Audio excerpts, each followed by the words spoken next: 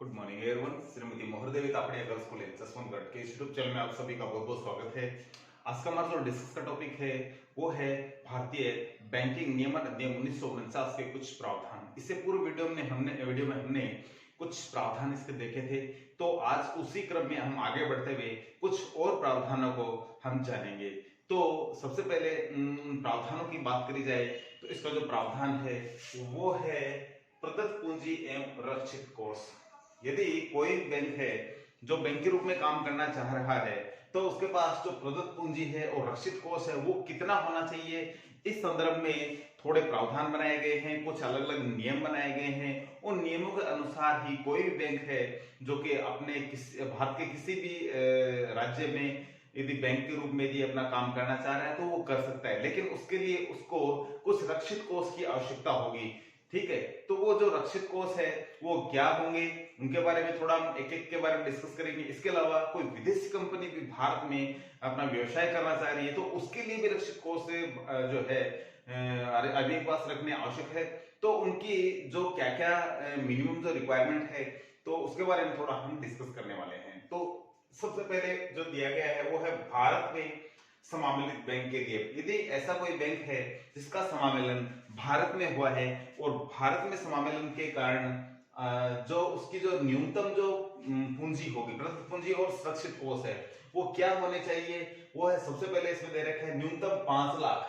लेकिन कोलकाता और मुंबई को छोड़कर यदि कोई बैंक है जो बैंक के रूप में काम कर रहा है लेकिन ये इसके जो कार्यालय है कोलकाता और मुंबई है, यहाँ नहीं होने चाहिए, अन्य किसी भी राज्य में हो सकते हैं। तो इसकी जो मिनिमम है जो रक्षित कोष और प्रदत्त पूंजी है वो कितनी होनी चाहिए, 5 लाख होनी चाहिए, तभी वो है जो काम अपना कर पाएगा आगे।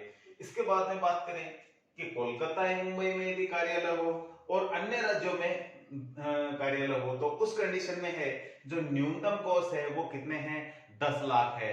यदि कार्यालय मुंबई और कोलकाता में भी हो और भारत के अन्य किसी भी राज्य में हो तो उस कंडीशन में जो न्यूनतम कोष है वो कितने होंगे, वो 10 लाख होंगे जो बैंक को अपने पास रखने हैं।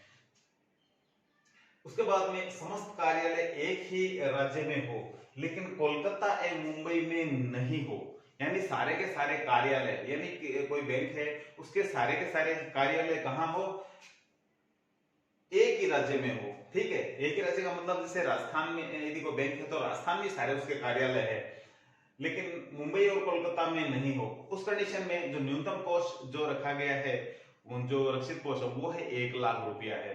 ठीक है, तो इसके अलावा यदि बात करें जिले में प्रत्येक शाखा के लिए, ठीक है, यानी कार्यालय राज्य में हो लेकिन जिले में भी एक मुख्यालय खोला जाए, उस कंडीशन में 10,000 रुपए प्रत्येक मुख्यालय जिला पे यदि कार्यालय खोला जाता है तो उसके लिए 10,000 रुपए जो रक्षित कोष के रूप में रखने पड़ते हैं। इसके अलावा अन्य जिलों में यदि एक जिले से दूसरे जिले में यदि बैंक खोला जाता है तो यदि कार्यालय खोला जाता है उस कंडीशन में 25,000 है जो रक्षित कोष है जो रखने पड़ेंगे। इसके अलावा केवल एक ही स्थान पर व्यापारिक कार्यालय हो तो 50,000 जो रुपए जो रक्षित कोष के रूप में जो बैंकों को रखने होते हैं। तो कहने का मतलब इसमें यही है कि जो रक्षित कोष है इसके अलग अलग लिमिट्स दे रखे, अलग अलग इसके जो क्राइटेरिया दे रखे हैं। जैसे कि आप देख रहे हैं कि केवल एक ही स्थान पर व्यापारिक कार्यालय हो, जैसे मान लो कोई बैंक है उसका कार्यालय जयपुर में है और दूसरी जगह कहीं भी नहीं है, तो उस कंडीशन में आप देख सकते हैं कि एक ही राज्य में एक ही जगह है, वो उसको जो रक्षित कोष कितने रखने पड़ेंगे, उसको 50,000 के जो रक्षित कोष है जो प्रदत्त पूंजी और रक्षित कोष इतने ही रखने पड़ेंगे। तो इस तरीके से ये है इसकी भारत के अंदर जो समावेशित बैंक के लिए जो क्राइटेरिया ये रखा गया है। और यदि कोई बैंक जिसका जो इसका सम्मेलन भारत के बाहर हुआ हो, यानी भारत के बाहर का बैंक है, तो उसको अपने जो प्रदत्त जो रक्षित कोष है वो कितने रखने होंगे, उसके लिए थोड़ा क्राइटेरिया अलग रखा गया है। जो कि आप देख रहे हैं कि मुंबई एवं कोलकाता में यदि कार्यालय हो तो 20 लाख रुपए उनको रक्षित कोष के अंतर्गत है जो अपने पास रखने होंगे। और यदि मुंबई और कोलकाता को छोड़कर अन्य जगह हो तो उस कंडीशन में 15 लाख रुपए। तो कहने का मतलब मुंबई और कोलकाता है जो कि देश की यानी आर्थिक रूप से देखा जाए तो बड़े क्षेत्र है, यदि यहाँ किसी प्रकार से कार्यालय खोले जाते हैं तो रक्षित कोष की जो राशि है वो कुछ बड़ी आपको दिखाई दे रही है। रक्षित कोष है जो बड़ी मात्रा में यहाँ रखने पड़ते हैं। तो इस तरीके से ये कुछ रक्षित कोष के बारे में चीजें जानकारी थी। चलते हैं नेक्स्ट टॉपिक पे। तो नेक्स्ट पॉइंट पर जाने से पूर्व हम बात कर लेते हैं कि ये जो सारे के सारे जो प्रदत्त पूंजी एवं रक्षित कोष से संबंधित जो प्रावधान है वो धारा 11 के अंतर्गत आते हैं। धारा 11, तो 11 के अनुसार है जो सारे इसमें जो एक्टिविटी होती है। इसके बाद में चलते हैं नेक्स्ट टॉपिक पे। तो नेक्स्ट टॉपिक पे आप देख रहे हैं कि अधिकृत, अभिदत्त एवं प्रदत्त पूंजी में अनुपात। कोई भी बैंक है जो उसको अपनी अधिकृत, अभिदत्त एवं प्रदत्त पूंजी में जो अनुपात है वो किस प्रकार का रखना होगा, वो है धारा 12 के अनुसार 4, 2 और 1 के अनुपात में। ये किस तरीके से इसको समझ सकते हैं हम, तो ये है यदि अधिकृत पूंजी यदि 4 है तो अभिदत्त पूंजी, अधिकृत पूंजी का कितना होना चाहिए, 50% होना चाहिए। 4 का आधा कितना होता है, 2 होता है, यानी 50% है तो ये 50% होना चाहिए। और यदि अभिदत्त पूंजी जितनी भी है उसकी जो प्रदत्त पूंजी है उसका 50% होना चाहिए। तो आप देख सकते हैं कि जो अधिकृत पूंजी का जो 50% है वो होता है अभिदत्त, और अभिदत्त पूंजी का जो 50% होता है वो होता है प्रदत्त पूंजी है। तो इस तरीके से अधिकृत, अभिदत्त और प्रदत्त पूंजी को अलग अलग भागों में डिवाइड किया गया है। यदि इनका देखें रेशियो तो ये अधिकृत पूंजी का जो अभिदत्त है वो है 50% और अभिदत्त का जो प्रदत्त पूंजी है वो है 50% है। तो ये एक दूसरे के 50% आगे की ओर बढ़ते जा रहे हैं। और इस तरीके से इसका देखें अधिकृत पूंजी का ये कितना है, ये 25% है, ठीक है, जो प्रदत्त पूंजी है। तो इस तरीके से ये आप रेशियो जो निकाल सकते हैं और समझ सकते हैं। तो इस तरीके से जो टोटल पूंजी होती है, यदि मानिए कि 1 करोड़ यदि रुपया है, 1 करोड़ यदि हम मान ले कि अधिकृत पूंजी है, तो उस कंडीशन में जो अभिदत्त पूंजी वो कितनी होगी, यानी इसका 50% कितना होता है, 50 लाख होगा। और जो प्रदत्त पूंजी है वो कितनी होगी, ये इसका भी आधा हो जाएगा, यानी 25 लाख होगा। तो ये 25, ये 50 और ये 1। तो इस तरीके से इसका 50% ये है और इसका 50% है, जो अगली संख्या ये है। तो इस तरीके से ये जो 50% के रूप में जो ये बंटी हुई है। और नेक्स्ट बात करें नेक्स्ट पॉइंट की, तो इसमें आप देखेंगे मताधिकार। मताधिकार की यदि बात करें तो धारा 12(4) में प्रत्येक अंशधारी को पूंजी के अनुपात में मत देने का अधिकार है, ठीक है।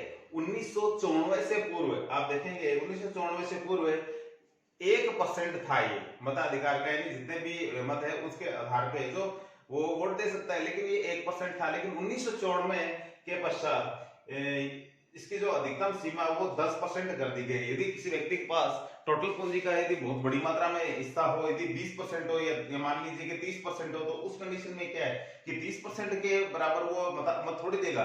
इसका मतलब है कि मैक्सिमम लिमिटेशन इसमें रखी गई है। इसका मतलब मैक्सिमम लिमिटेशन है वो कितनी है, वो 10% है, कि 10% तक ही वो है जो अपना है जो वोट दे सकता है।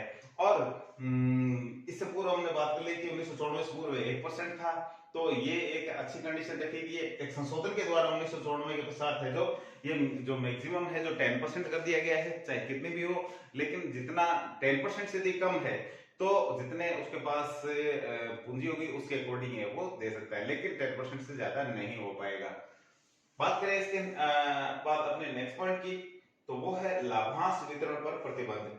धारा 15 के अनुसार यदि बैंक के पास यदि घाटे में चल रही है, उसकी बैंक यदि घाटे में चल रही हो, तो उस कंडीशन में है कि पहले अपने खर्चों की तरफ ध्यान देना होगा।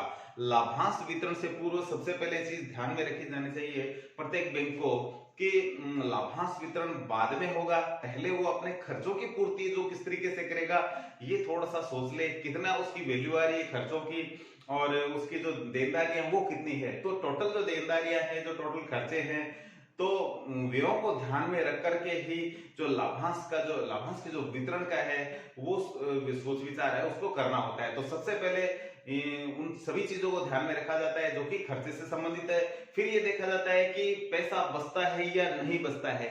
यदि पैसा बचता है तो लाभांश के रूप में वितरण किया जा सकता है, अदरवाइज वितरण नहीं किया जा सकता। उस कंडीशन में जो कि धारा 15 है जो लाभांश वितरण पर क्या लगाती है, प्रतिबंध लगाती है। तो लाभांश वितरण पर प्रतिबंध कब है कि जब खर्चे ज्यादा हो और इनकम कम हो।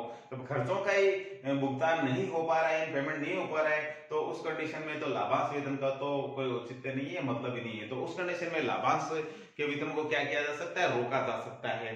ठीक है, तो ये एक नियम है जो धारा 15 के अंतर्गत है, जो रखा गया है।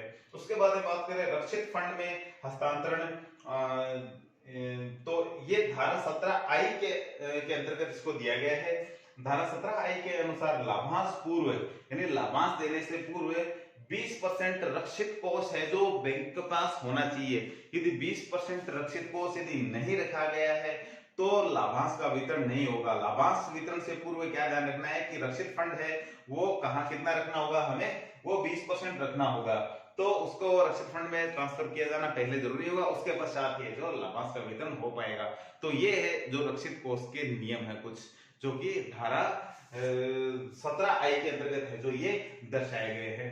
तो इस तरीके से ये इसके कुछ मुख्य प्रावधान थे।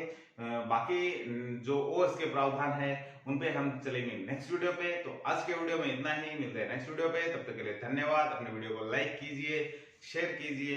यदि चैनल को सब्सक्राइब नहीं किया है तो वो भी जरूर कीजिए।